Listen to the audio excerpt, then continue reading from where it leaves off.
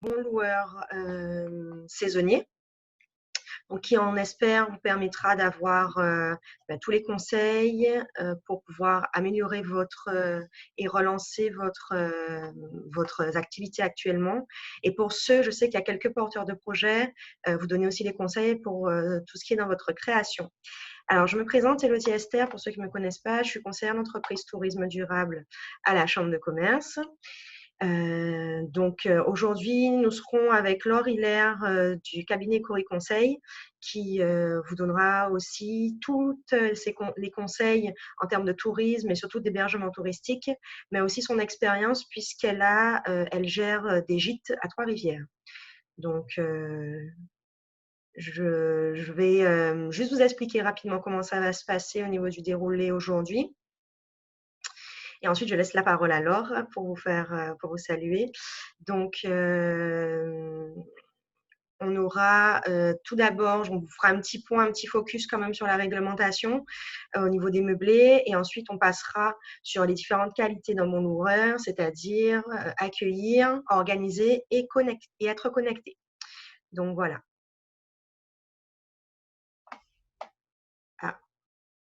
Alors, malheureusement, j'ai Laure qui a été déconnectée, donc je pense qu'elle va se reconnecter tout à l'heure. Alors, au niveau du mode de conversation qu'on pourra avoir ensemble, comme on est en webinaire et vous serez assez nombreux tout à l'heure, donc on ne vous laisse pas forcément la parole tout de suite. Pour pouvoir la voir, on vous demande de lever la main. Donc, vous avez un petit bouton en bas de votre écran. Vous levez la main et là, on vous laissera la parole et là, je pourrai vous permettre de parler si vous le souhaitez. Mais il faut que vous leviez la main. Alors, vous avez aussi un autre bouton qui s'appelle Q et R. Donc, ça, c'est vous avez des questions. Vous pouvez aussi les poser dans cette rubrique et on essaiera de vous répondre au fur et à mesure de ce webinaire. Laure, est-ce que tu as pu te reconnecter? Coucou, oui, je suis là. Il y a un petit souci de connexion. Alors, déjà, est-ce que vous m'entendez bien? Est-ce que tu m'entends? Moi, je t'entends. Ok, parfait. Parfait. Donc, comment est-ce qu'on procède?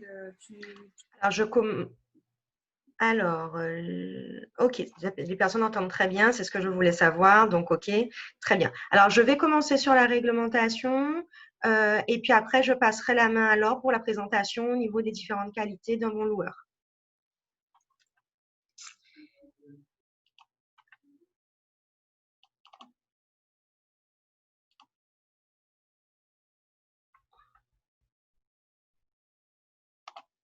C'est bon pour le partage d'écran? C'est bon. Très bien. Alors, juste un petit point sur les différentes… alors, dans les qualités de mon loueur, on a voulu aussi mettre en avant quand même le respect de la réglementation en vigueur. Alors, je sais que pour certains, vous la connaissez déjà, mais c'était vraiment une piqûre de rappel pour pouvoir déjà être cadré et puis ensuite développer les qualités de mon entrepreneur. Alors, je voulais faire déjà une petite mise au point parce que c'est vrai que des fois, c'est un peu flou pour vous au niveau de meublé, des villas, des hôtels, des chambres d'hôtes. On mélange facilement les différents types d'hébergements touristiques. Donc, c'est vrai que vous avez pu voir dans la communication qu'on a faite, on était vraiment ciblé meublé de tourisme. Donc, les meublés représentent clairement les villas, les gîtes et les appartements meublés. Donc, tout ce qui est chambre d'hôtes, hôtels, résidences de tourisme ne font pas partie des meublés de tourisme, puisque les meublés, ça représente vraiment une catégorie où il y a une réglementation aussi particulière. Et au niveau aussi de l'organisation que vous devez avoir au sein de ces différents types d'hébergements. Alors, juste pour un peu des définitions, un gîte se structure, on va dire, enfin la définition d'un gîte, c'est un établissement autonome en milieu rural. Donc, ça précise le côté autonome, indique que c'est un hébergement où, quand vous avez des meublés, il faut qu'il y ait bien sûr la chambre, une salle de bain indépendante, mais surtout une cuisine, puisque c'est ça qui fait l'autonomie, comparé par exemple à l'hôtellerie. Au niveau des appartements meublés, c'est la même chose. Et pour les gîtes, on est surtout en milieu rural. Alors, c'est vrai qu'en Guadeloupe, on dit gîte un petit peu partout, puisque c'est vrai qu'on a rarement des gîtes à Pointe-à-Pitre et que 80% de notre territoire se situe en milieu rural. Alors après, c'est des règles de location que je vous ai mis. Donc, bien sûr, la location doit être à l'exclusivité du locataire. Après, il y a des règles d'habitabilité au niveau si vous voulez, par exemple, louer un Galta, donc il faut 2,20 m au niveau de la hauteur sous plafond. Les combles, c'est 1,80 m. Alors, les surfaces minimales pour 2 personnes, elles sont de minimum 12 mètres carrés. 12 mètres carrés, ce n'est pas la taille de la chambre, hein. 12 mètres carrés, c'est aussi bien la chambre que les sanitaires. Après, vous comprenez bien que pour des raisons de confort, on conseille toujours d'aller plus loin que ces règles d'habitabilité. Donc là, on a fait vraiment, je vous ai précisé donc là, qu'est-ce qu'un meublé de tourisme? Qu'est-ce qui rentre dans la famille, on va dire, des meublés de tourisme? Donc, on est sur les villas, les gîtes et les appartements meublés. Ensuite, on a ce qu'on appelle les hôtels. Alors, souvent, ça vous arrive de faire l'amalgame entre hôtel et meublé pour certains. Et c'est vrai qu'au niveau des codes APE, ça se ressent, nous, au niveau de notre registre, puisque le code APE, pardon, pour les meublés de tourisme, c'est le 5520Z, et pour les hôtels, c'est le 5510Z. Et au niveau de la réglementation, moi, ce que je voudrais que vous reteniez vraiment, c'est surtout au niveau des hôtels, c'est que c'est un établissement qui est vendu à la nuitée. C'est ça la plus grosse différence que vous avez avec les meublés, c'est que les meublés, vous pouvez vendre à la semaine, vous pouvez vendre minimum 2 nuits, 3 nuits, comme vous le voulez. Vous pouvez vendre aussi une nuit. Après, c'est pour des raisons de logistique, de blanchisserie que c'est plus compliqué, mais vous n'avez pas l'obligation de louer à la nuitée, ce qui est le cas pour un hôtel. Et en plus de cette location à la nuitée, il y a aussi le fait de fournir un service de blanchisserie et de ménage quotidien. C'est-à-dire que même si pour des raisons écologiques aujourd'hui, on peut récupérer ou changer les draps tous les 2 à 3 jours, par contre, ils sont dans l'obligation de fournir un service quotidien de blanchisserie et de ménage, alors que la différence avec vous, où vous êtes plutôt sur pour les meublés, les entrées et les sorties. Et en cours de séjour, si c'est un long séjour, vous pouvez quand même proposer un changement de drap ou de serviette. Donc voilà. Alors au niveau de la location, aussi au niveau des meublés, la différence, c'est que vous pouvez aller pour un meublé saisonnier jusqu'à 90 jours de location pour un seul contrat. C'est maximum 3 mois de location. Au-delà des 90 jours, vous passez en location permanente. Donc, on n'est pas du tout sur de la location saisonnière, on n'est plus du tout sur du tourisme. Voilà.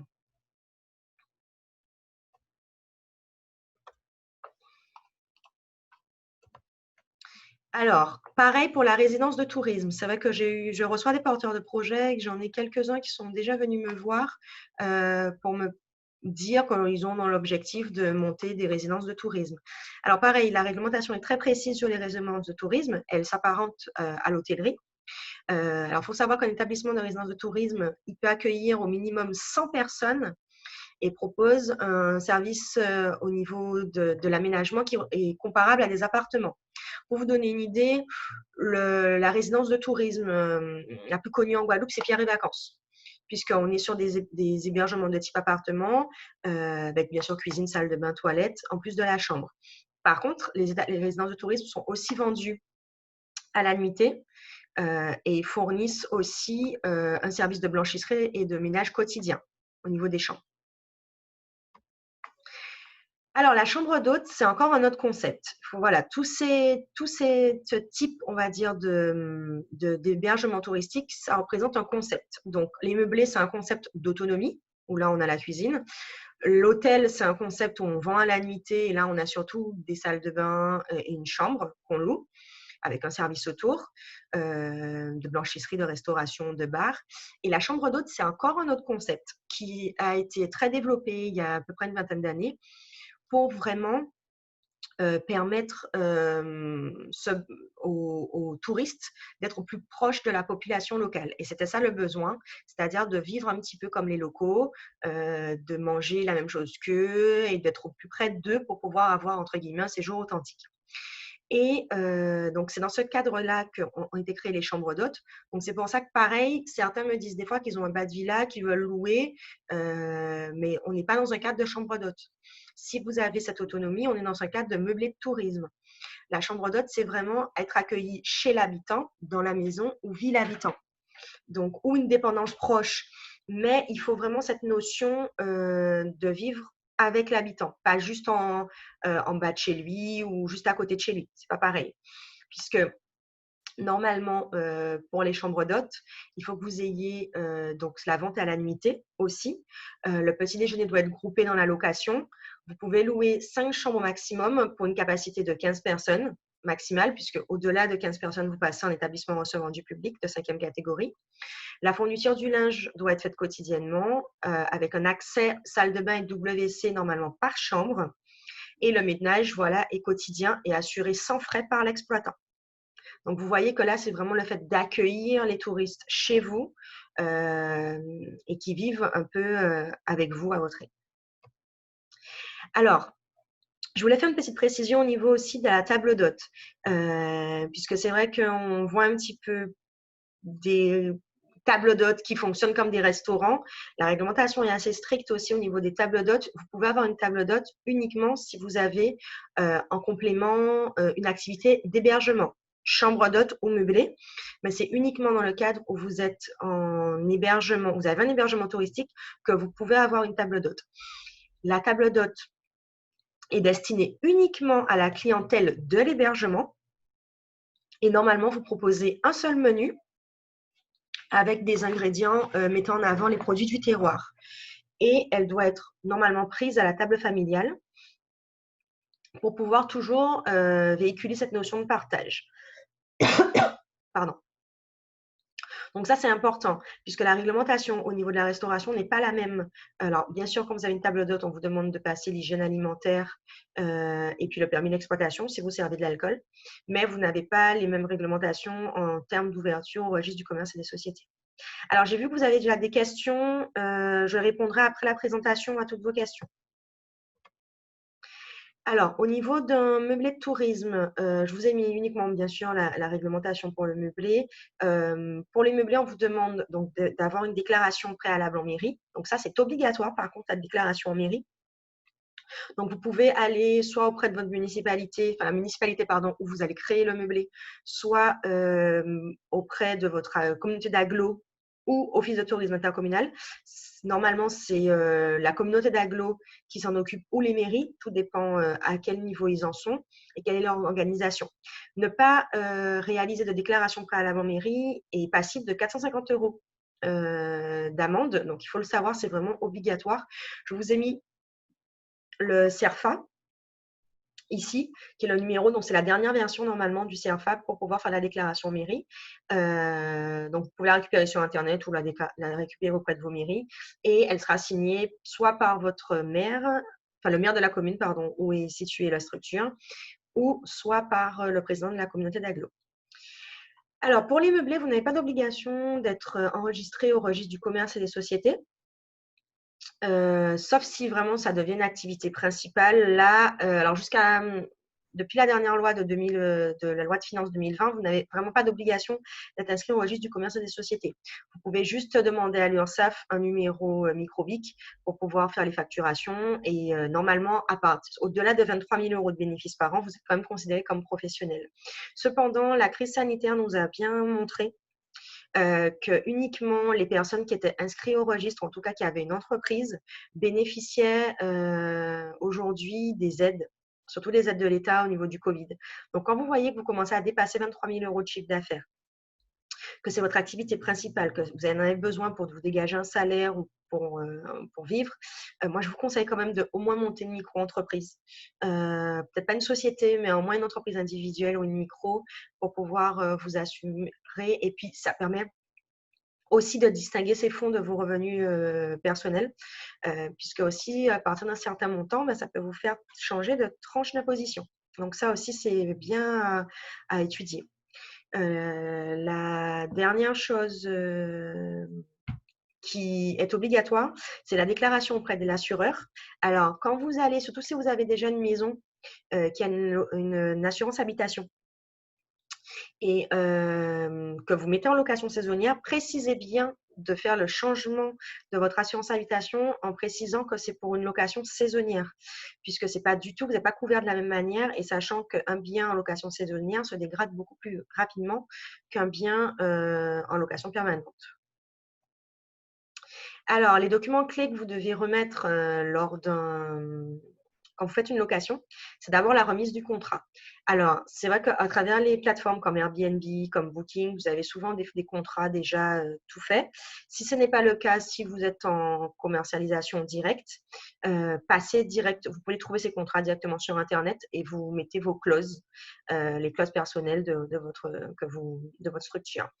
Alors, ce qu'il faut qu'il soit vraiment mentionné, c'est la durée de location, l'horaire d'entrée, le dépôt de garantie, le descriptif et la superficie du bien. Alors, c'est vrai que tout ce qui est état des lieux, on n'aime pas trop le faire dès l'arrivée des touristes, ce qui peut être compréhensif parce qu'ils arrivent à la fin, le plus souvent fin d'après-midi, début de soirée. Donc, c'est un peu lourd peut-être pour eux, mais au moins faites-le même au début de matinée, vers 9-10 heures, sachant que pour les personnes venant de l'Hexagone, ils se lèvent assez tôt. Donc, faites-le parce que le fait que vous ne soyez pas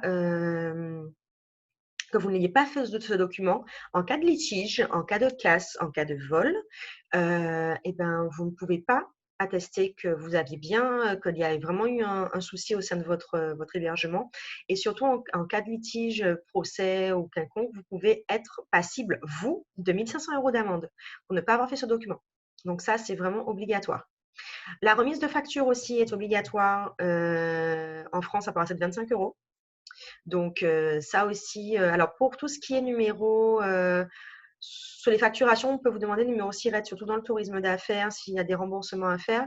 Donc ça, il faut se rapprocher de l'URSSAF qui va vous remettre le numéro microbique pour pouvoir établir vos facturations. Donc, c'est auprès d'eux que vous voyez. Et les obligations, alors, pour les clientèles étrangères, ça marche de la même manière que pour l'hôtellerie. Les meublés doivent faire remplir à tous les clients de nationalité étrangère une fiche individuelle de police. Donc, vous pouvez trouver ces fiches sur Internet ou vous les procurez auprès de la préfecture. Auparavant, vous demandez de les garder. Maintenant, on vous demande de les conserver 6 mois et si aucun, soit police, soit gendarmerie, en tout cas, ne vous l'a réclamé, vous pouvez les détruire.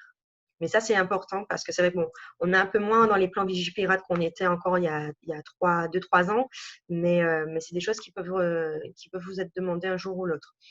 Alors, quelque chose que peu de gens savent, la redevance, donc vous avez bien sûr les redevances télé, puisque majoritairement tous vos meublés sont équipés de télé, mais vous devez aussi payer la SACEM. Alors, la SACEM, c'est à peu près une centaine d'euros par an. Où vous pouvez avoir, selon ça dépend de la grandeur de votre structure, le montant que vous payez par an. Et c'est surtout dû parce que la SACEM part du principe que si vous avez des télés, vous pouvez jouer de la musique. Donc, ils vous demandent de payer la SACEM dans les meublés de tourisme. Et bien sûr, collecter la taxe de séjour. Normalement, elle est majoritairement mise en place un petit peu partout sur le territoire. Je sais que pour les personnes qui sont par exemple sur le territoire de Cap Excellence, elle est en train d'être mise en place. Donc, rapprochez-vous de vos communautés d'agglo. Normalement, c'est elle qui la collecte aujourd'hui majoritairement. Et elle revient souvent aux offices intercommunaux. Donc, regardez un petit peu. Et la taxe de séjour est souvent définie aussi au niveau de la qualité de votre hébergement. Le montant va être défini selon la qualité de votre hébergement. Elle est collectée par personne, le plus souvent c'est au réel, donc par personne, par nuitée. Et elle est obligatoire pour c'est juste, les moins de 12 ans qui ne la payent pas. Voilà, donc vous avez tous les coordonnées. Si vous avez besoin de plus d'informations sur tout ce que je vous ai dit. Nous avons aussi les sessions d'information les mardis du tourisme qui auront lieu pour la prochaine session, je crois, si je ne me trompe pas, le 23 février. Donc, elle sera aussi en visioconférence où je rappelle aussi d'autres aspects de la réglementation, pas seulement que les meublés, mais aussi tout ce qui est restauration, activités de loisirs. Donc, si vous êtes intéressé, n'hésitez pas à m'envoyer un mail, on vous répondra. Je vous conseille fortement de liker la page Facebook de la CCI puisque vous avez pas mal de webinaires, de formations, ou en tout cas d'informations même qu'on transmet.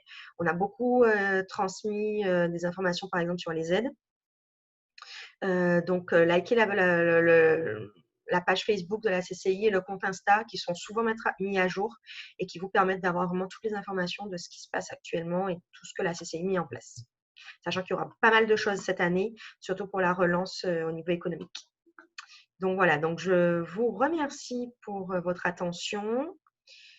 J'enlève le partage d'écran et je passe aux questions. Élodie, Alors, juste oui, vas-y. Il y a Guillaume, effectivement, qui a Oui. déjà une précision concernant la superficie minimale, concernant les cuisines aussi, et le fait que les résidences de tourisme, désormais, c'est une capacité minimale de 50 lits et pas 100 depuis 2019. Concernant les déclarations d'ouverture pour les meublés de tourisme, il y a aussi une déclaration de démarrage d'activité à faire auprès du service des impôts. Même si on n'a pas d'entreprise, c'est juste pour informer que cette activité est lancée. Donc, c'est un formulaire à remplir. Et c'est ça qui doit leur donner le numéro microbique, je pense, en plus. Aussi, voilà. Sans être enregistré au RCS, forcément. Ça a changé en 2020, ouais. Pour la fiche de police, on en parlera pour la suite de ma présentation, mais il y a des logiciels qui permettent aussi de renseigner ces informations-là sans avoir à demander un modèle à la gendarmerie.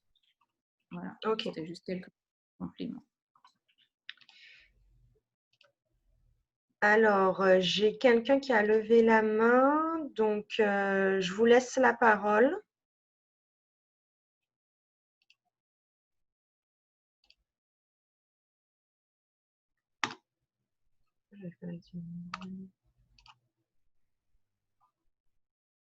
Non.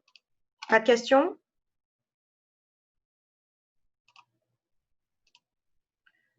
Ok. Est-ce que j'avais d'autres… Alors, Laure, on me fait savoir qu'on t'entend un peu de loin.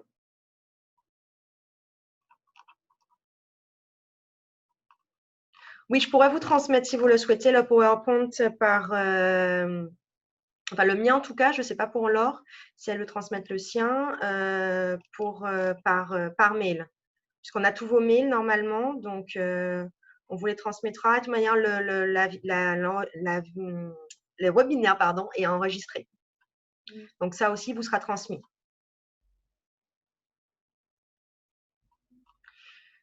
Donc si je n'ai pas d'autres questions,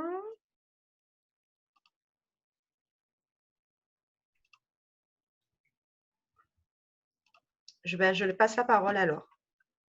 Ok, donc, je vais partager mon écran également.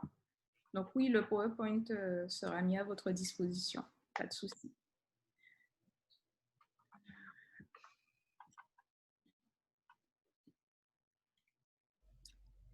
Donc, avant de rentrer dans le vif du sujet, je vais quand même me présenter.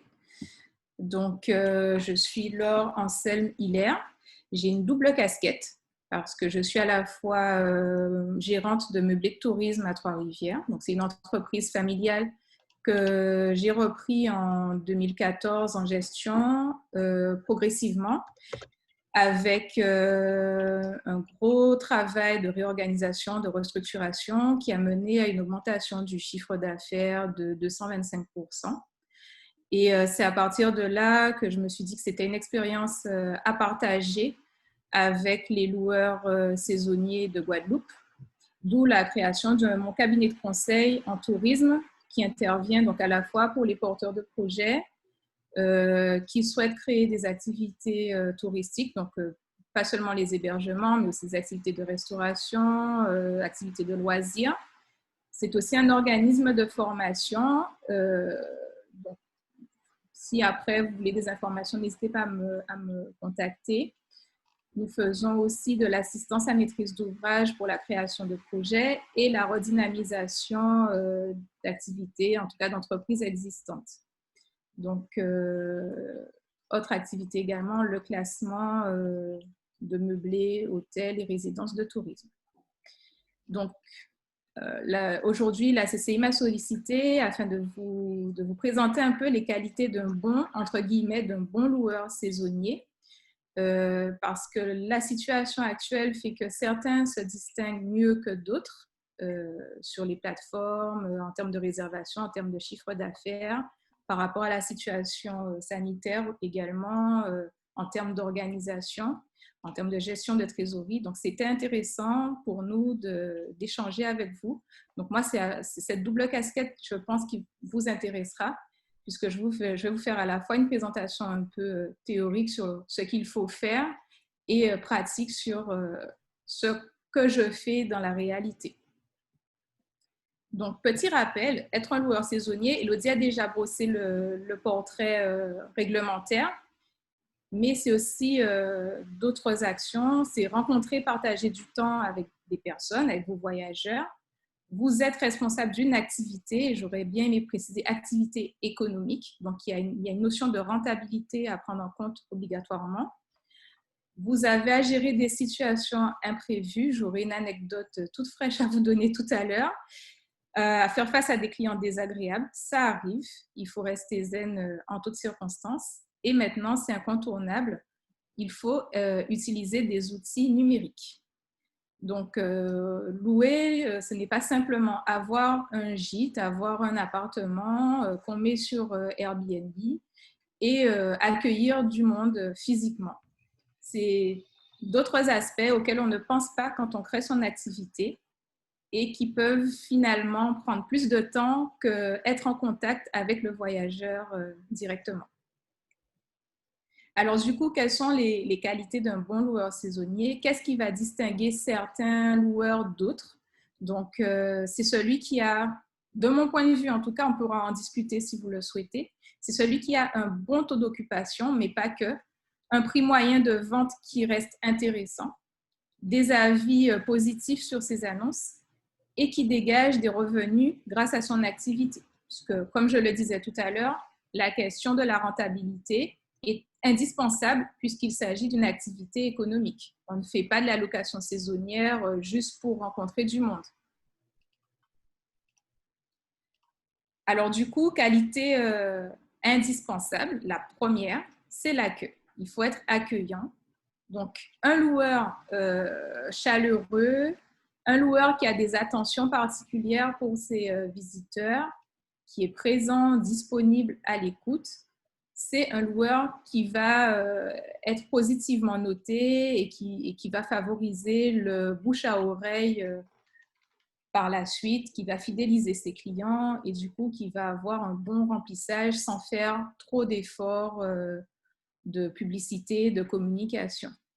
C'est aussi un ambassadeur de son territoire. Donc, on ne peut pas accueillir des voyageurs sans se dire qu'on aura des questions sur les activités de loisirs à faire, un restaurant à conseiller, un spot secret à proposer, un bon plan, comment trouver des fruits et légumes, quels sont les horaires du marché. Donc, il faut quand même connaître son territoire, que ce soit le territoire proche, donc sa commune, sa communauté d'agglomération, que le territoire vraiment régional. Donc, nous, on est basé à Trois-Rivières, par exemple, mais on nous pose souvent des questions sur la suite du séjour. Le client nous dit, oui, j'ai loué un logement à Saint-François, qu'est-ce que je peux faire dans le coin, etc. Donc, il ne faut pas se limiter à ses habitudes. Un accueil de qualité peut éventuellement calmer un client mécontent. Je ne sais pas si ça vous est déjà arrivé d'aller dans un restaurant où la qualité n'est peut-être pas top, où les délais de service ne sont pas extraordinaires, mais où le serveur ou la serveuse était tellement agréable que vous vous dites, bon, ok, c'était pas la meilleure expérience de ma vie, mais ce sont des personnes sympas, chaleureuses, et je ne vais pas leur laisser un avis négatif sur TripAdvisor, ou bien je vais y retourner parce que j'ai bien aimé le contact avec eux, les anecdotes, voilà. Donc, c'est la même chose avec la location saisonnière. On ne peut pas se contenter de fournir un super logement, une superbe villa avec tous les équipements. Il faut être présent d'une manière ou d'une autre.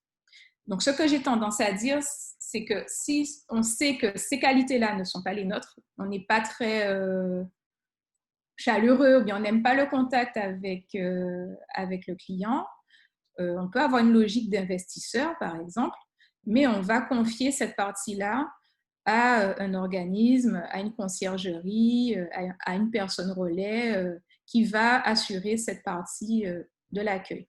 Par exemple, moi, par rapport à mes activités, je ne suis pas très disponible pour l'accueil physique moi-même de mes clients, mais j'ai une employée sur place qui est souvent saluée dans les commentaires parce qu'elle est vraiment très à l'écoute, très serviable, très cordiale avec les clients et ça revient régulièrement dans les commentaires qu'elle est souriante, que c'est une perle, etc. Donc, c'est vraiment un atout indéniable pour notre structure.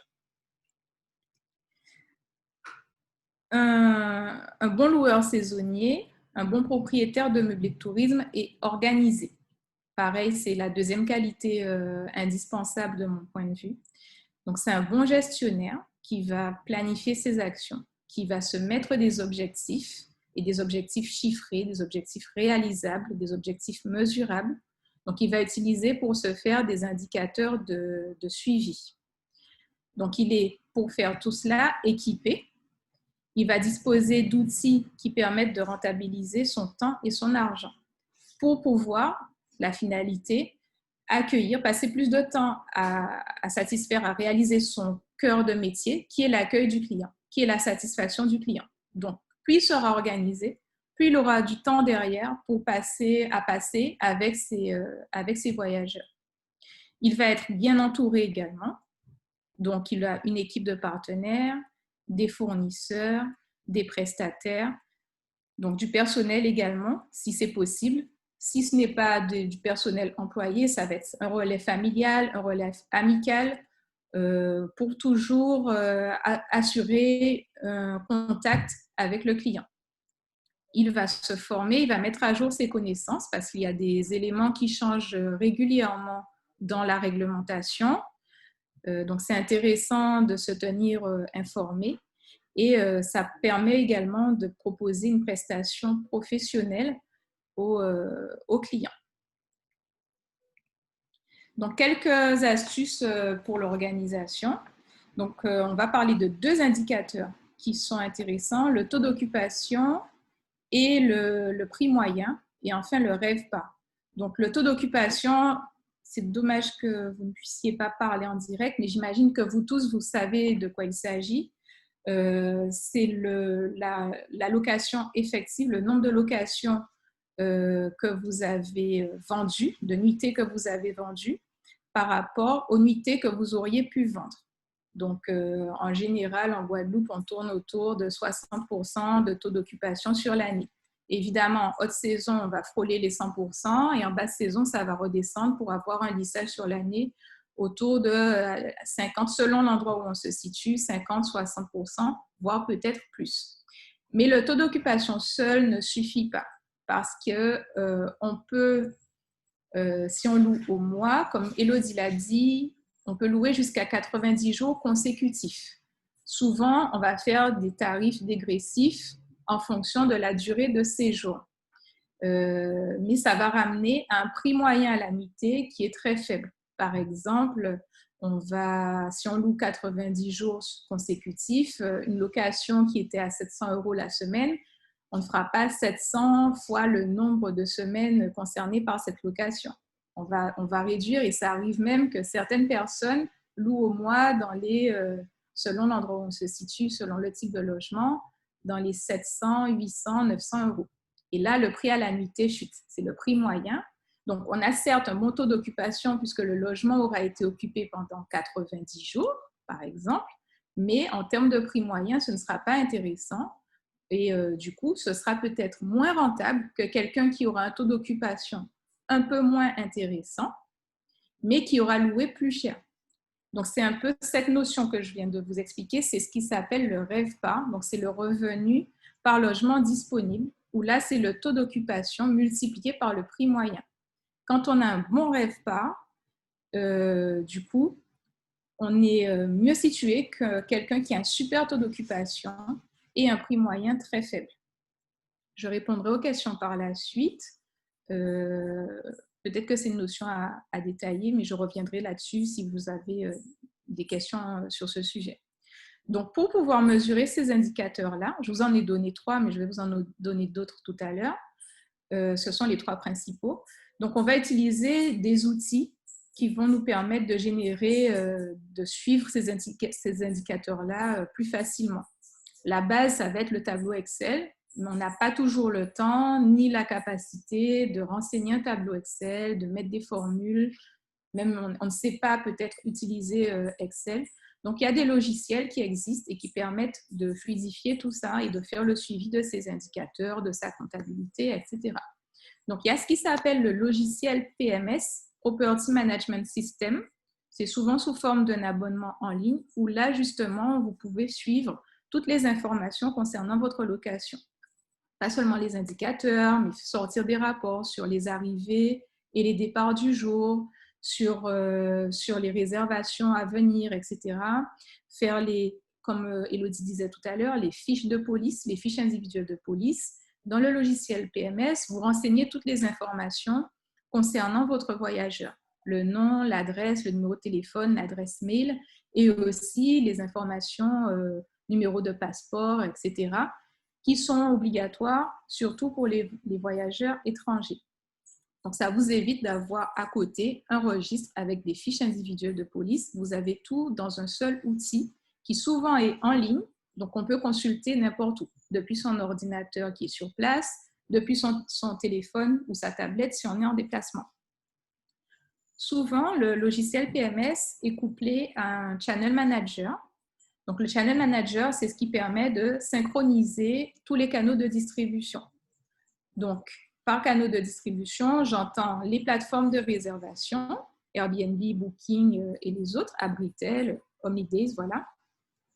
Vous avez les ventes directes par votre site internet ou bien par téléphone, par mail, etc. Donc, pour éviter les doubles réservations, on a le channel manager qui synchronise tout d'un coup. C'est-à-dire que si vous avez une réservation sur Airbnb, ça bloque votre calendrier et ça empêche à un client qui voudrait réserver pour les mêmes dates et pour le même logement sur Booking de réserver. Du coup, ça vous évite d'avoir ce qui s'appelle des surbookings. Ensuite, vous avez des tableaux de bord à réaliser qui vont vous permettre de suivre peut-être votre stock. Moi, j'ai un tableau de bord de gestion de stock pour les produits d'accueil, pour les fournitures d'hygiène, etc. Vous avez des tableaux de bord pour gérer votre budget. Donc, j'utilise régulièrement ce qui s'appelle un plan de trésorerie qui me permet de planifier mes travaux et de vérifier qu'au moment des travaux, qui sont souvent faits en basse saison, j'aurai la trésorerie nécessaire pour pouvoir les réaliser sans être en difficulté financière ou pour pouvoir demander soit un découvert complémentaire à la banque, soit un prêt pour compléter. Et ça permet de vérifier qu'on n'a pas dépensé, au moment où on a programmé les travaux, on n'aura pas dépensé toute sa trésorerie. Et puis, ces outils vous permettent de suivre les autres indicateurs que je vais vous montrer tout à l'heure. Il faut aussi être entouré de partenaires clés. Donc, il y a des partenaires administratifs et financiers. Pour moi, l'expert comptable, c'est un partenaire indispensable.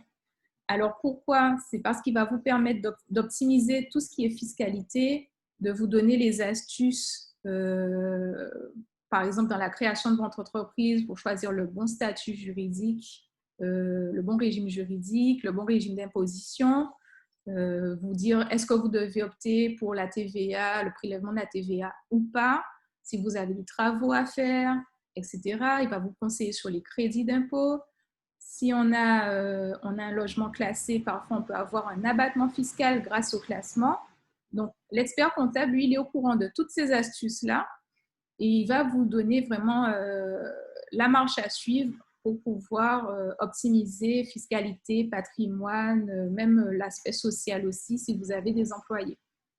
Le conseiller bancaire, c'est bien de l'avoir dans sa poche aussi parce que justement, si vous avez besoin d'une trésorerie, d'une autorisation de découvert ponctuel, c'est bien d'avoir un conseiller bancaire réactif qui va pouvoir vous fournir cela assez rapidement.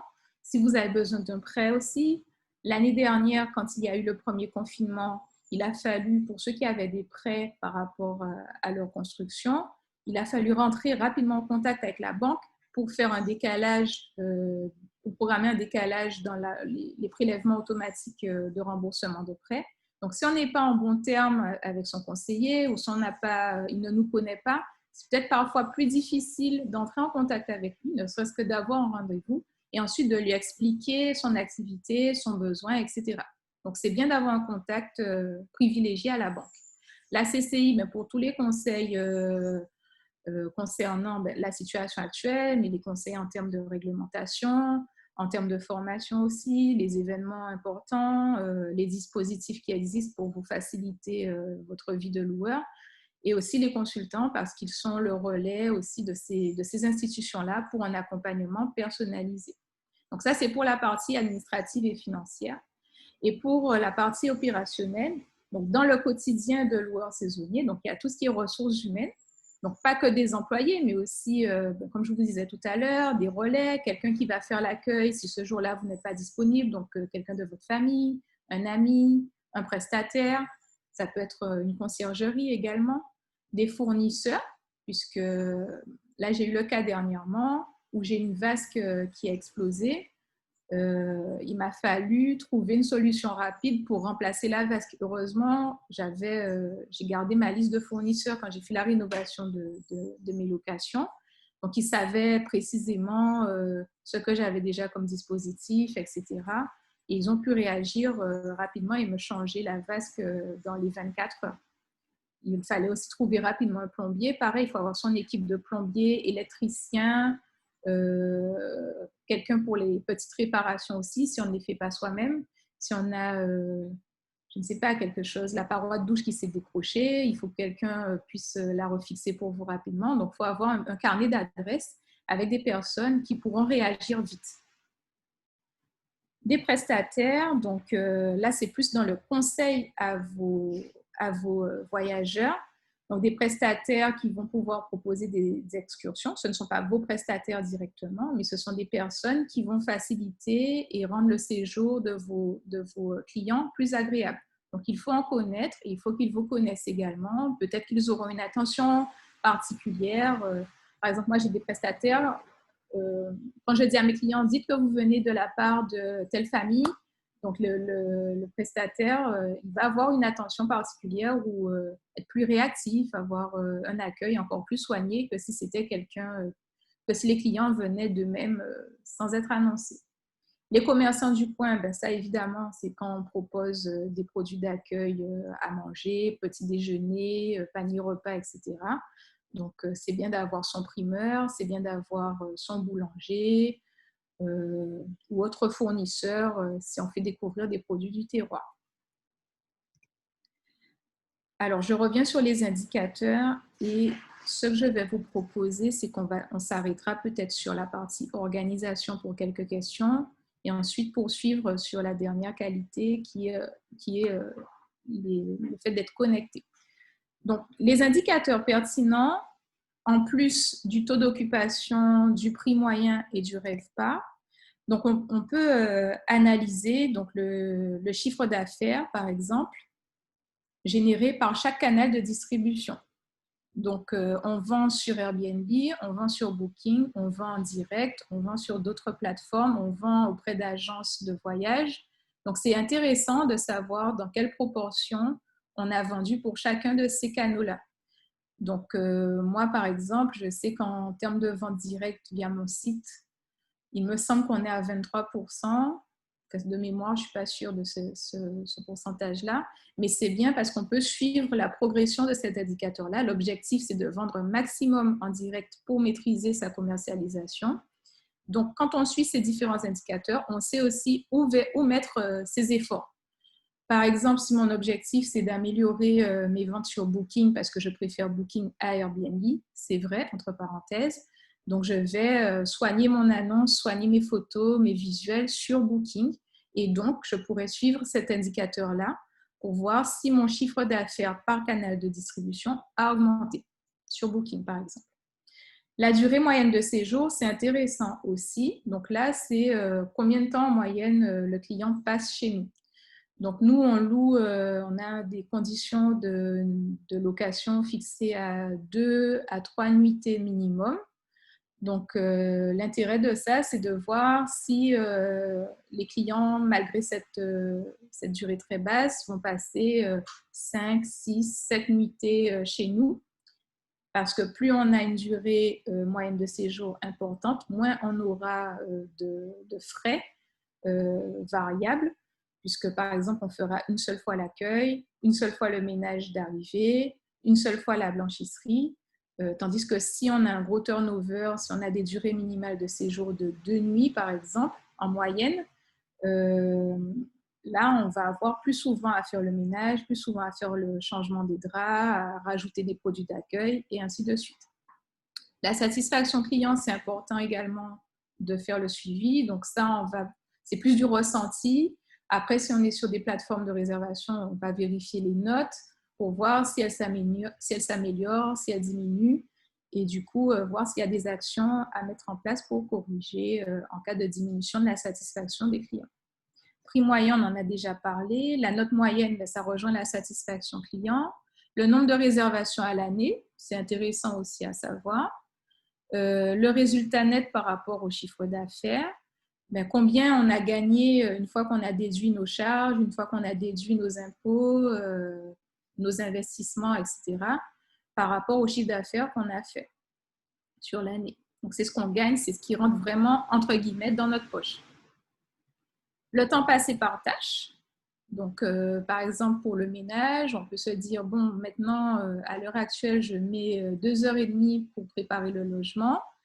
Ça me fait prendre beaucoup de temps, je n'ai pas l'impression d'être efficace. On met en place un protocole de nettoyage qu'on suit à la lettre et on vérifie du coup qu'on a gagné du temps par rapport à ça. Le taux d'occupation, on en a déjà parlé. Si on est sur les réseaux sociaux, le nombre d'abonnés. Plus on a d'abonnés, plus on a potentiellement de clients qui vont être intéressés, qui vont générer un engagement et qui vont réserver une location chez nous. Et aussi, si on propose des services annexes, quel volume par rapport à notre chiffre d'affaires, en plus de l'hébergement, quel volume ont généré chacun de ces services. Donc, pareil, l'optique de tout ça, c'est de vérifier que nos efforts sont bien orientés. Donc, si on veut vendre plus de petits déjeuners, par exemple, est-ce que notre petit déjeuner plaît? Qu'est-ce qu'on peut faire pour corriger ça, pour vendre encore plus de petits déjeuners? Puisque ça nous permet de diversifier notre chiffre d'affaires et de ne pas dépendre que de la vente de nuitées dans notre hébergement. Donc voilà un peu comment ça se présente pour nous pour le suivi des statistiques. Donc ça, c'est mon logiciel, un extrait, une capture d'écran de mon logiciel PMS, Property Management System. Donc là, ce sont nos données pour l'année dernière. Donc, on a le nombre de nuitées vendues sur l'année, le nombre de nuitées disponibles, le taux d'occupation sur l'année, le prix moyen de vente. Ça, c'est bien aussi la fenêtre de réservation. Donc, combien de jours avant les voyageurs ont réservé? Donc, ici, ils ont réservé 31 jours avant leur arrivée, en moyenne. Combien de nuitées minimum? Donc là, c'était de nuitées moyennes. Donc, le séjour, l'année dernière, durait près de 12 nuits. Alors ça s'explique. D'habitude, c'est moins pour nous, mais ça s'explique par rapport à la situation pour essayer de rattraper un peu le chiffre d'affaires par rapport à l'année 2020 qui n'a pas été terrible. On a augmenté, on a fait des tarifs dégressifs pour les séjours les plus longs. Pardon. Combien de ventes en ligne? Je me suis trompée. Là, on a vendu 45% en ligne. Donc, si ce n'est pas en ligne, c'est que c'est par téléphone ou c'est quelqu'un qui est venu dans notre établissement et qui a réservé directement. Donc, on a eu 55% du coup de personnes qui nous ont appelés ou qui sont venues sur place pour réserver. 12% en direct, en tout cas en ligne, donc sur notre site internet. On a accueilli l'année dernière 857 clients. On a fait un chiffre d'affaires de 83 000 € environ. Et parmi ces clients, il y avait 20,5% de clients internationaux qui ne sont pas français. Et là, c'est intéressant, c'est combien nous ont coûté les commissions on ne vend que sur Airbnb et Booking, donc combien nous ont coûté les commissions l'année dernière. Donc, voilà un peu pour la partie organisation. Est-ce qu'à ce stade, vous avez des questions? Alors oui, Laure, moi j'ai déjà 2 questions dans le chat. Alors, la première que j'avais, est-ce que les outils pertinents PMS Channel Manager sont tous payants ou en avez-vous des gratuits à nous indiquer, notamment pour débuter? Ok. Je donne toutes les questions, tu vas répondre au fur et à mesure. On a celle-là, donc oui, ils sont tous payants. Après, ça varie en fonction des fonctionnalités. Donc, nous, on a 6 locations. Du coup, j'ai pris quand même un channel manager qui est assez performant, enfin un logiciel PMS qui est à la fois channel manager qui est assez performant. Et il y en a moins cher. Alors, le moins cher que j'ai trouvé, je crois qu'il s'appelle Location Immobilier Loyer. Il faut chercher sur Google. Et moi, ce que je peux vous conseiller, par contre, c'est avant de vous engager avec un fournisseur en particulier, faites des démos, recensez vos besoins pour poser des questions bien spécifiques parce que chaque loueur a ses particularités, a son mode de fonctionnement. Par exemple, nous, on reçoit de la clientèle professionnelle assez souvent qui nous demande des devis en amont du séjour. Le logiciel que j'utilise pour le moment ne permet pas de faire des devis. Donc, je suis obligée de repasser sur Excel pour le faire. Donc là, c'est une demande que j'ai formulée parce que je vais peut-être changer de fournisseur. C'est une demande que je formule systématiquement quand je compare les offres. Donc, le moins cher, en tout cas, que j'ai vu pour le moment, c'est immobilier loyer, mais il est vraiment basique.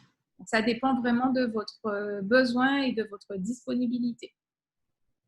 Et la deuxième question qu'on avait, c'est quel pourcentage moyen doit-on épargner du chiffre d'affaires net pour l'entretien, voire en vue de rénover des biens loués? Alors, j'ai envie de répondre, c'est à chaud, il faut que je réfléchisse un peu à cette réponse-là. Par exemple, je vais vous donner un exemple de la piscine. Nous, on a fait une piscine en 2017. On n'avait pas de piscine jusque-là. Par rapport aux moyens qu'on avait à l'époque, on est parti sur une piscine hors sol, posée sur une dalle en béton et on a prolongé notre terrasse. C'était la solution la moins coûteuse et la plus facile à réaliser. Par contre, comme c'est en bois et qu'on est dans une zone humide, ça va s'user beaucoup plus rapidement qu'une piscine en béton.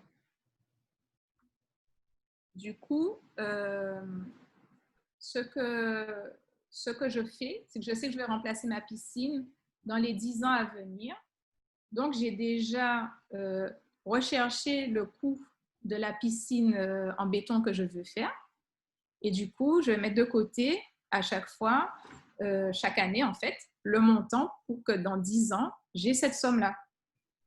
Mais après, on ne va pas dépenser. Donc, c'est une provision, mais ça ne veut pas dire que le moment venu, on va dépenser la somme qu'on avait mise de côté. Si je peux vous conseiller de faire un prêt, c'est quand même plus intéressant parce que vous gardez votre trésorerie. Et là, on a vu avec la situation actuelle que c'est quand même bien d'avoir une trésorerie en cas de coup dur. Je ne sais pas si ça répond tout à fait à la question, mais je n'ai pas de pourcentage ou de montant exact à dire. Ça dépend de ces projets, en fait, et des équipements qu'on a choisis et de l'échéance à laquelle on va faire le renouvellement. Donc, par exemple, si vous voulez voir les échéances, regardez ce qui s'appelle les tableaux d'amortissement fournis par votre expert comptable. Il y a des dates, par exemple, un ordinateur, c'est 3-5 ans. Donc, si on sait qu'on a acheté un ordinateur, parce qu'on en a besoin dans notre activité, mais on sait que ça ne dure pas longtemps, ces choses-là, donc on met déjà un peu les sommes de côté par rapport à la durée d'amortissement du bien.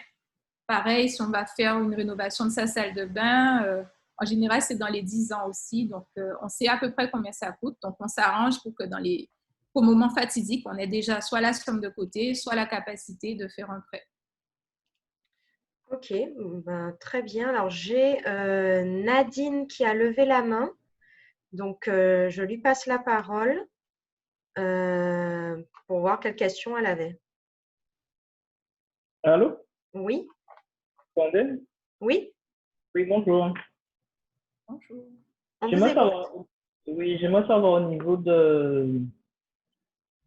du suivi, on va dire, de l'actualité du secteur d'activité. Est-ce que vous avez des conseils de revue ou de newsletter? C'est tout à l'heure. C'est tout à l'heure. J'ai Ok, prévu une partie là-dessus. ok.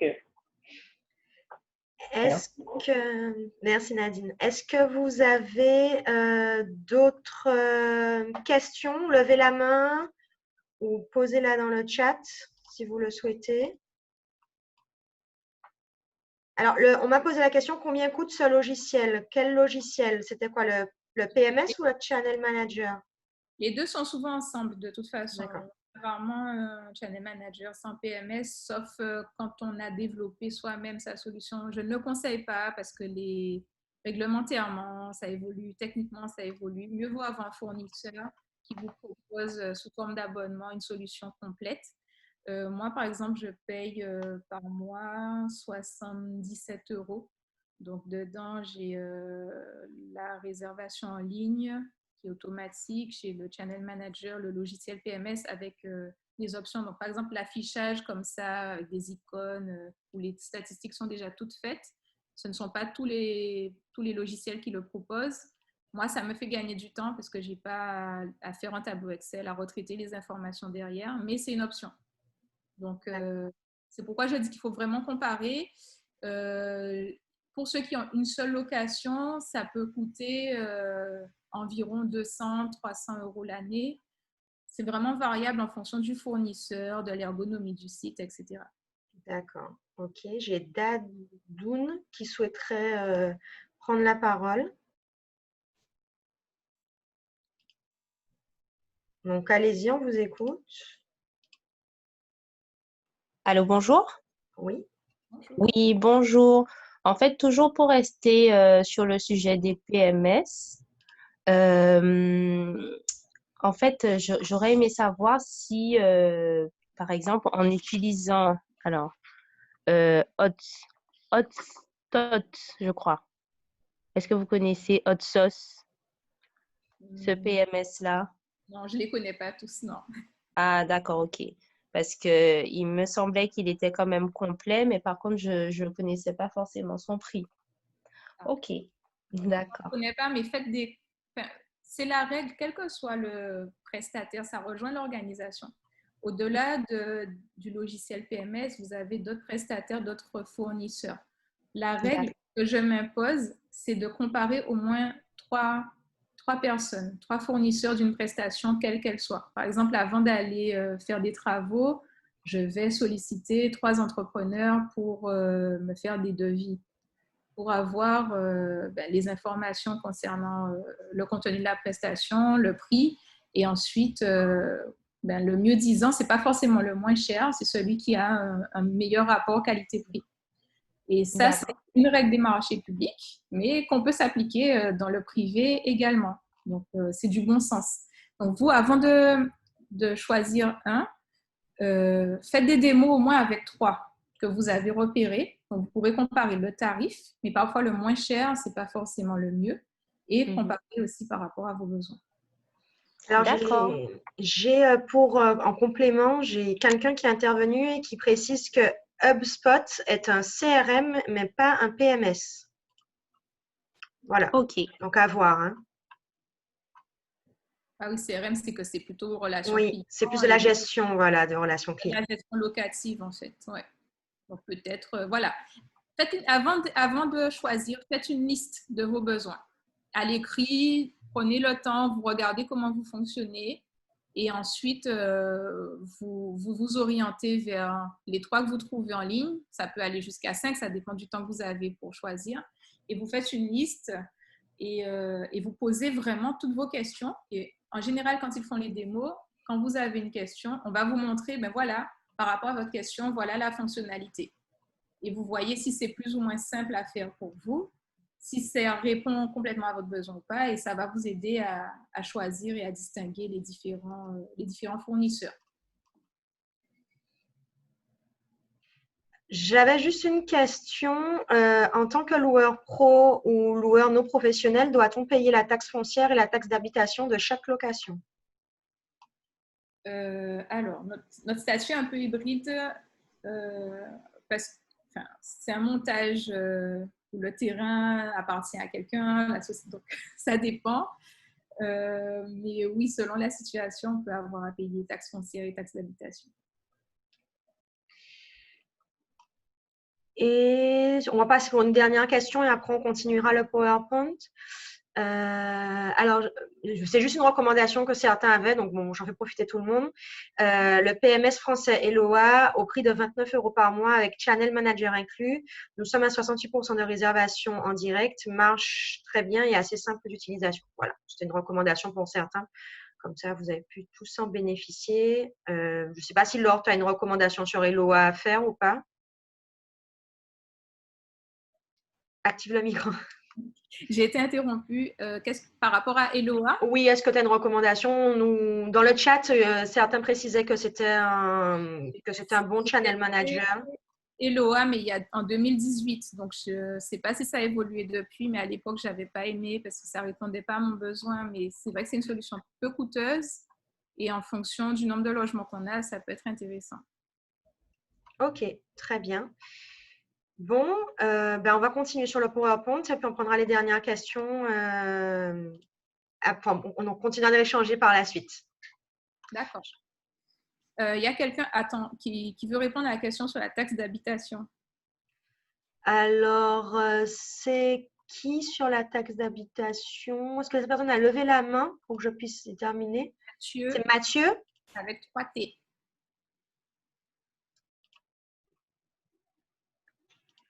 Allez-y. Oui. Donc, je travaille dans un cabinet d'expertise comptable, KPMG. Et donc, pour la question de la taxe foncière, donc effectivement, si le terrain possède les constructions et que le terrain et les constructions sont possédés par la société ou bien une entreprise individuelle, donc elle sera redevable de la taxe foncière sur l'ensemble. Si c'est dissocié, donc il y aura une taxe foncière pour le bâti et une taxe foncière pour le terrain. Et en ce qui concerne la taxe d'habitation, il n'y aura pas de taxe d'habitation proprement dite puisque c'est la taxe de séjour qui fait office de taxe d'habitation pour ce type d'activité, étant donné que les taxes d'habitation, elles sont nominatives, c'est-à-dire qu'on reçoit notre taxe d'habitation directement à notre propre nom. Donc, pour répondre à la question, il n'y aura pas de taxe d'habitation proprement dite pour cette activité. Voilà, pour cette activité. D'accord, très bien. Merci beaucoup pour votre intervention, en tout cas. Voilà pourquoi je disais que l'expert comptable, on a l'exemple. Voilà. Et moi, du coup, j'ai une question quand même, j'en profite. Il n'y a pas toujours de taxe de séjour prélevée sur le territoire. Donc, est-ce qu'en l'absence de taxe de séjour, il y a une taxe d'habitation qui peut être prélevée? Faites demander. Alors,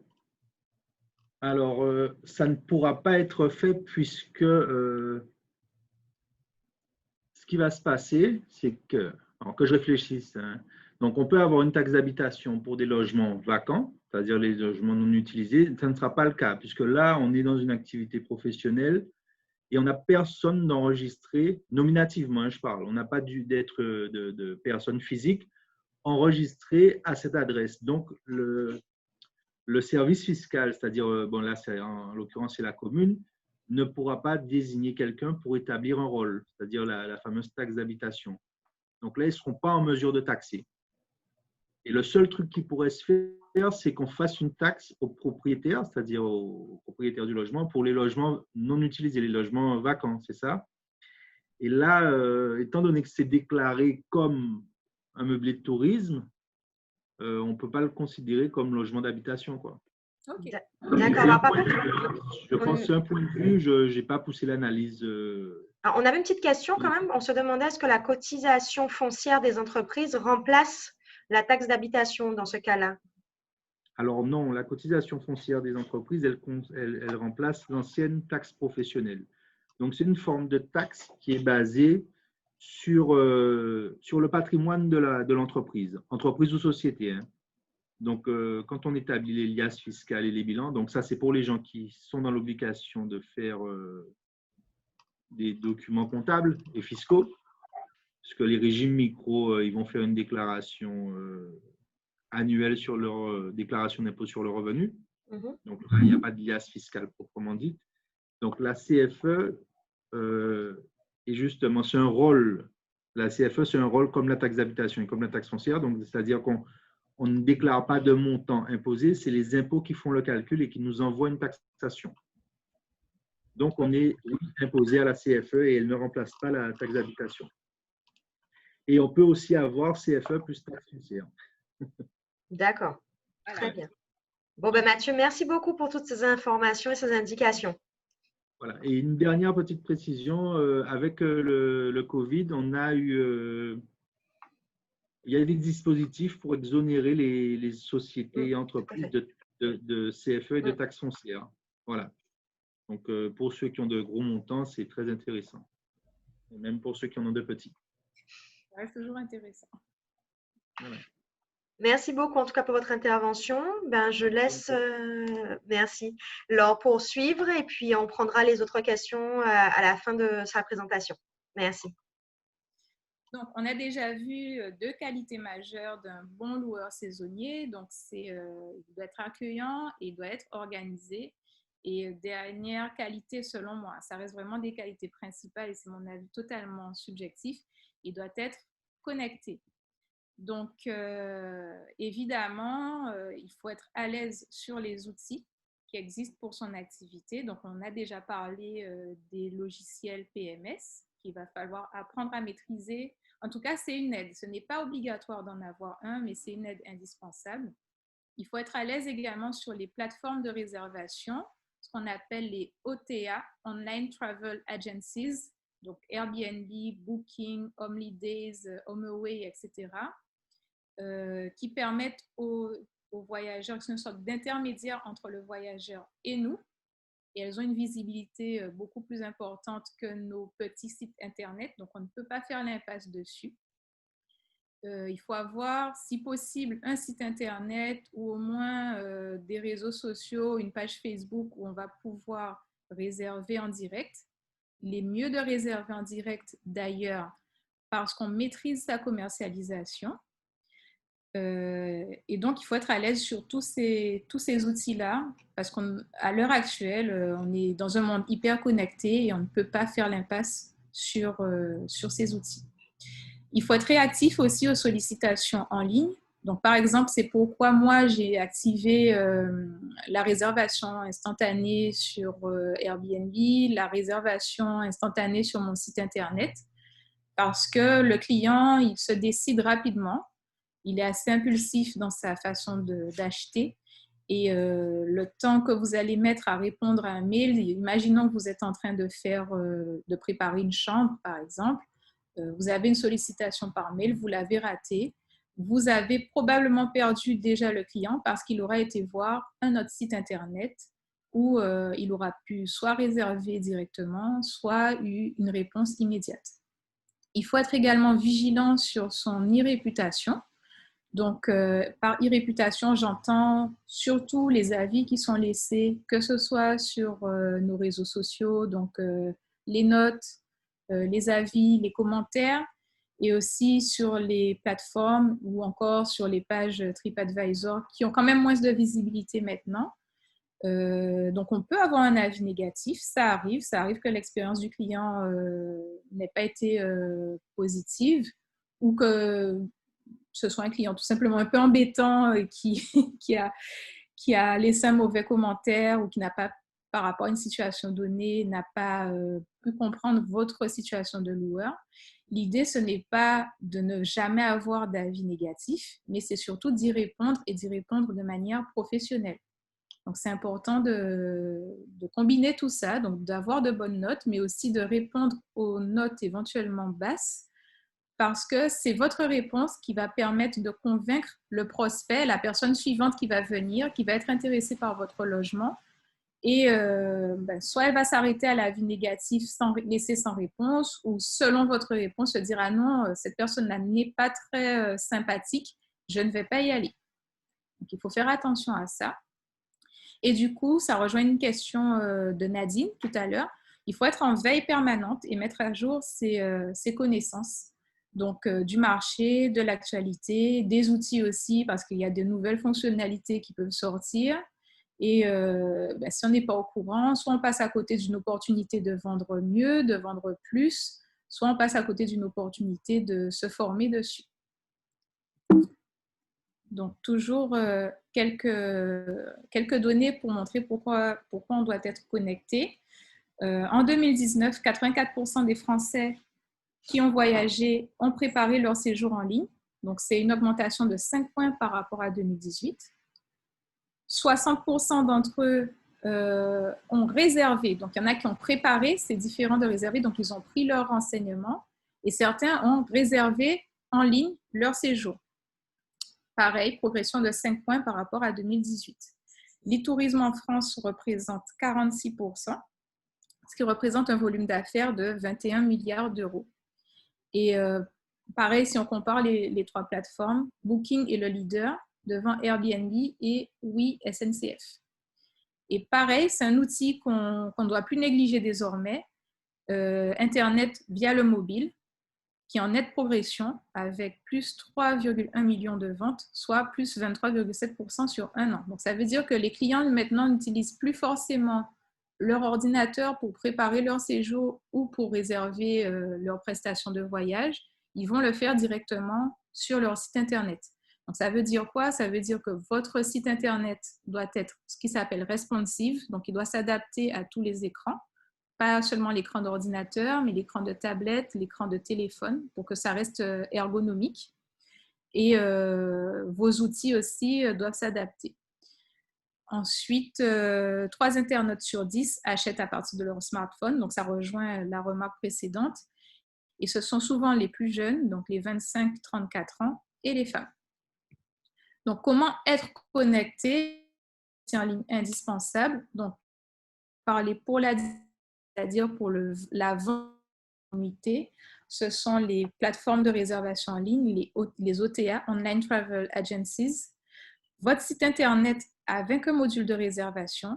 J'insiste sur le module de réservation. Comme je vous disais tout à l'heure, vous pouvez avoir un site Internet, mais avec un formulaire où là, vous demandez à votre client de renseigner son besoin et vous lui répondez par la suite par mail, après avoir consulté votre calendrier, donné les tarifs, etc. Ça fait perdre du temps et le client va souvent s'orienter vers un site Internet en ligne, un site Internet qui a un module de réservation et qui lui permet de réserver comme s'il était sur Booking ou comme s'il était sur Airbnb. Et pour synchroniser tout ça, il vous faut évidemment un channel manager pour éviter les doubles réservations. Pour ce qui est de la gestion, donc on a déjà vu en détail le suivi des indicateurs clés grâce au logiciel PMS. Pour la communication, donc les réseaux sociaux, donc les essentiels, il y en a beaucoup, il y en a de plus en plus qui sortent. Pour le moment, les essentiels restent Facebook et Instagram. Un site Internet qui ne doit pas être juste un site vitrine et qui, en étant un site vitrine, pourtant doit être vendeur. Donc, on va avoir des photos professionnelles, pas des photos prises avec votre smartphone, avec un mauvais éclairage, une mauvaise mise en scène. Des contenus professionnels, c'est un métier également, la rédaction de contenu, parce que vous pouvez avoir un site Internet, mais qui n'est pas bien référencé. Il ne sera quasiment jamais visible par vos clients, sauf si vous redirigez vos clients dessus. C'est intéressant d'avoir une page Google My Business aussi, parce que Google prend de plus en plus de place dans le marché de la location, le marché du voyage tout simplement et de la location saisonnière, puisqu'il y a un petit outil qui s'appelle Google Hotel Ads, qui permet, grâce à une recherche de Google, de réserver directement un hébergement sans avoir à aller sur le site de la location. Donc, avoir une page Google My Business couplée à son site permet d'avoir des réservations par ce biais-là également et de donner déjà, grâce à une recherche Google, des informations essentielles à votre client, notamment la géolocalisation, le numéro de téléphone, les horaires de réception. Il y a des photos aussi parce que les clients peuvent laisser des avis sur votre page Google, déposer des photos sur votre page Google. Vous pouvez aussi mettre des photos. Donc, quand vous n'avez pas encore de site Internet, par exemple, vous êtes en train de le développer ou bien vous ne voyez pas l'utilité, ayez au moins une page Google My Business. Comme ça, une recherche du client sur Google va permettre de vous trouver, d'avoir des informations de base. Et ensuite, pour faire la veille, donc, on va avoir des sites spécialisés. Donc, il y a par exemple l'Écho du tourisme. Aux Antilles, il y a Veille Tourisme Antilles. Il y a le Quotidien du tourisme à l'échelle nationale. Il y a les newsletters aussi de la CCI. Il y a la revue Espace. Il y a la revue L'Hôtellerie-Restauration, plus pour l'aspect opérationnel. Donc, inscrivez-vous. Vous n'êtes pas obligé d'avoir des abonnements, mais inscrivez-vous à leur newsletter pour recevoir régulièrement des informations. Ça vous permet de faire votre veille sans y passer trop de temps. Et vous pouvez, si vous voyez que régulièrement, il y a des articles qui vous intéressent sur tel ou tel média, vous pouvez vous abonner par la suite ou acheter des articles à l'unité. Vous pouvez aussi programmer des alertes sur Google par mots-clés. Et comme ça, vous recevrez régulièrement, selon la fréquence que vous aurez définie, tous les articles, enfin les articles les plus pertinents au regard des mots-clés que vous avez renseignés. Donc moi, par exemple, j'ai mis des mots-clés Airbnb, j'ai mis des mots-clés Booking, j'ai mis des mots-clés location saisonnière, etc. Et donc, Google m'envoie une sorte de revue de presse en ligne de ce qui est sorti de plus pertinent sur le sujet. Ça vous évite à faire des recherches ponctuellement et vous gardez en tête l'actualité sur la location saisonnière et le tourisme en règle générale. Alors, pourquoi c'est bien d'ouvrir notamment au général? Donc, le tourisme, c'est un écosystème. Donc, il y a les hébergements, mais il y a aussi les prestataires. Il y a les fournisseurs, par exemple, de billets d'avion. Il y a les compagnies aériennes. Si, on l'a vu l'année dernière, les frontières sont fermées, nous, même si on a un hébergement tip-top et que notre clientèle est étrangère, on ne va recevoir personne. Donc, il faut être au courant de l'actualité des autres acteurs de cet écosystème-là pour pouvoir réagir, changer de stratégie, etc. Donc là, les frontières étaient fermées. Qu'est-ce qu'on a fait? C'est qu'en réaction, on s'est tourné vers le tourisme domestique, donc vers les clients résidents guadeloupéens. Mais si on n'est pas informé de ça, si on n'est pas informé d'une difficulté à venir, on ne peut pas anticiper et corriger déjà notre stratégie. Et évidemment, on peut suivre les entreprises spécialisées du tourisme, les cabinets de conseil, les organismes de classement, parce qu'eux aussi diffusent régulièrement des informations spécialisées. Donc, j'en ai fini pour cette présentation. Je ne sais pas s'il y a d'autres questions. En tout cas, je vous remercie déjà de votre attention. Merci Laure pour cette intervention très enrichissante, en tout cas selon moi déjà.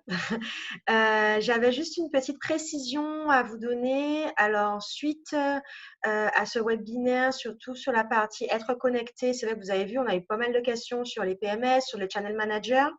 Avec Laure, on organise le mois prochain, donc vous pouvez déjà le noter dans vos agendas, le 16 février prochain, une journée d'atelier sur gagner en efficacité en maîtrisant sa commercialisation.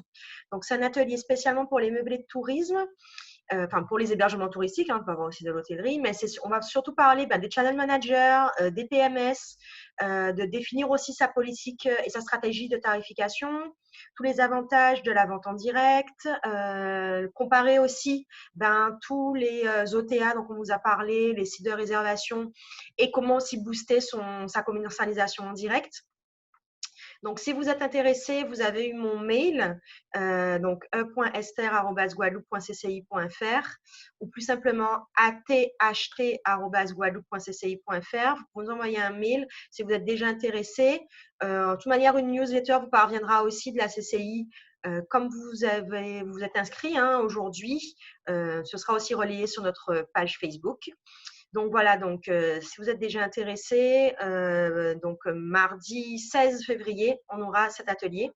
Et puis, en complément de cet atelier aussi, la CCI, on a un outil d'autodiagnostic qui s'appelle Tourisme Diag 2.0. qui permet de vous faire par vous-même un autodiagnostic de votre situation en termes de digitalisation, de définir à quel stade vous en êtes dans votre entreprise et surtout de déterminer un plan d'action de ce qu'il faudrait que vous fassiez pour être peut-être plus présent, mieux connecté et pouvoir aussi améliorer votre relation client. Donc pour les personnes intéressées, on vous diffusera aussi, les liens pour réaliser ce diagnostic. Donc, ces informations, en tout cas, on vous les a transmises. Merci alors encore. Et puis, alors, je regarde si nous avons de nouvelles questions. J'ai Nadine qui lève la main, donc je vais lui passer tout de suite la parole. Allô? Oui, vous pouvez y aller. Alors, la première chose, c'était vous remercier pour la tenue de ce webinaire, puisque il faut se mettre à la page. Hein. Le confinement a été propice à ce qu'il y ait beaucoup de webinaires.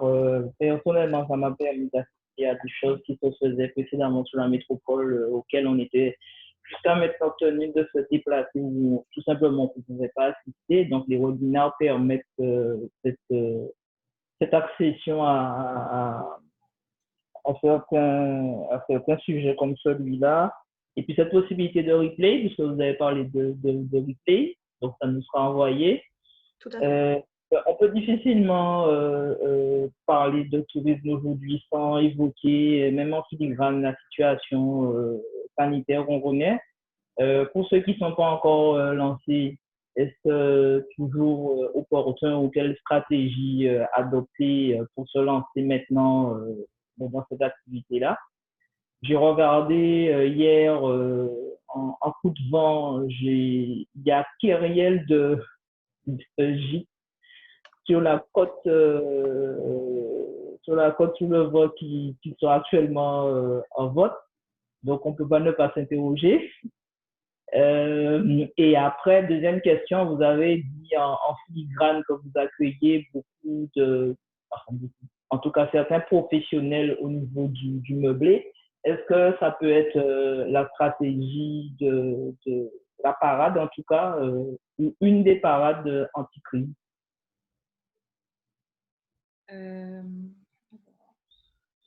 Vous m'entendez? OK.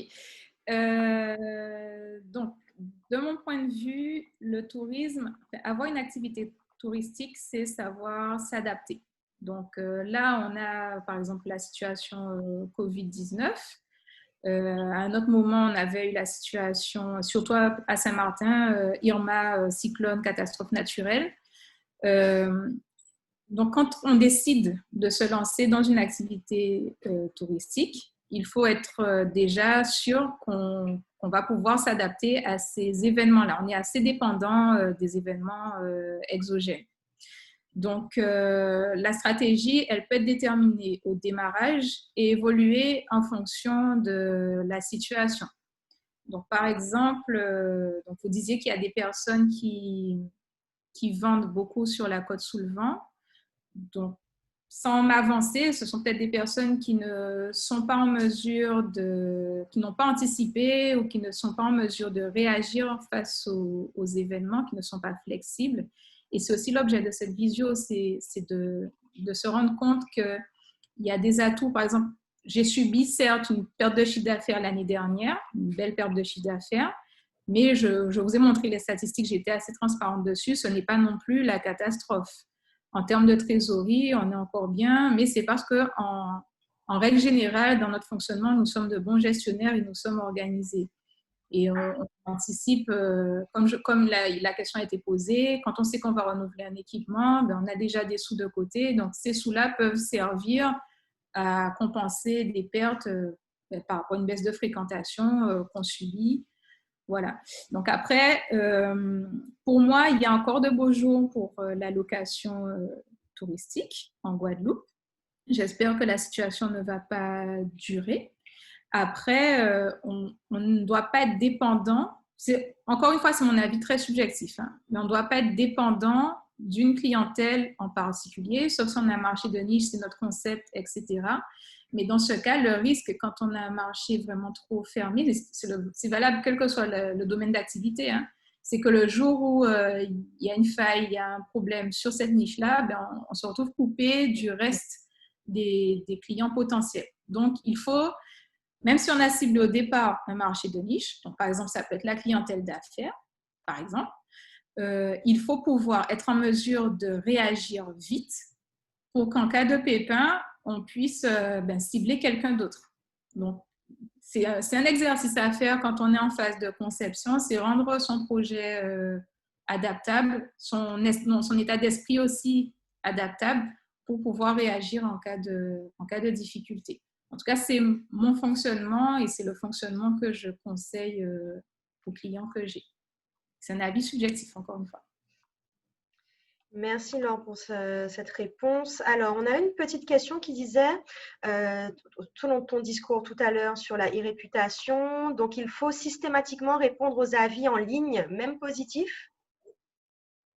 C'est mieux, ça montre qu'on est présent. Ça montre qu'on est présent et même sur un avis positif, on peut rebondir, insister. Par exemple, parfois il y a des gens qui mettent juste super accueil, c'était top, je recommande. Mais nous, on sait ce qu'on a fait pour le client. Ça peut être qu'on a donné un panier de fruits, un super petit déjeuner qui n'était pas attendu. Donc, nous, en réponse, on peut dire, voilà, merci pour votre commentaire. C'est un exemple. Hein. Merci pour votre commentaire. Nous sommes ravis que vous ayez apprécié cette petite attention, le petit déjeuner qu'on vous a offert, etc. Donc, ça montre aux clients, enfin aux voyageurs potentiels, aux prospects, que vous faites ça. Et pourtant, c'est un avis déjà positif. Et puis, ça montre aussi que vous êtes présent même après le séjour aussi. Ok, très bien. Alors, je ne sais pas si on en a une autre question pour les conseils. J'ai essayé de répondre en privé, mais oui, on accompagne en Martinique aussi. On est Très bien. sur les deux îles et même ça nous arrive d'avoir des missions dans les îles du Nord. Et est-ce que vous accompagnez les collectivités sur les projets touristiques? Oui, aussi. Voilà, vous avez toutes vos réponses en tout cas. Je n'ai pas d'autres mains levées ni d'autres questions ni dans le chat ni dans les questions-réponses. Donc, j'espère qu'on a été assez clair, que ça vous a intéressé. Et puis, si vous voulez vous perfectionner sur tous les conseils qu'on vous a donnés, surtout sur tout ce qui est PMS et channel management, et pour votre commercialisation, n'hésitez pas à vous inscrire le 16 février à l'atelier. Voilà, et c'est Laure qui fera aussi cet atelier. donc, je pense qu'on sera très pratico-pratique et c'est ce qu'on a voulu être aussi aujourd'hui, vous donner vraiment les techniques et les principes de base pour que vous soyez efficace, donc surtout dans cette, entre guillemets, relance touristique qu'on essaie d'avoir cette année, même si on sait que ce sera compliqué, que l'année dernière a été très difficile pour vous. Mais en tout cas, la CCI est vraiment à vos côtés pour essayer de vous donner tous les outils pour pouvoir relancer votre activité et on fait le maximum. Voilà. Donc, je vous remercie. Merci. Et puis, au prochain webinaire ou atelier. Merci beaucoup.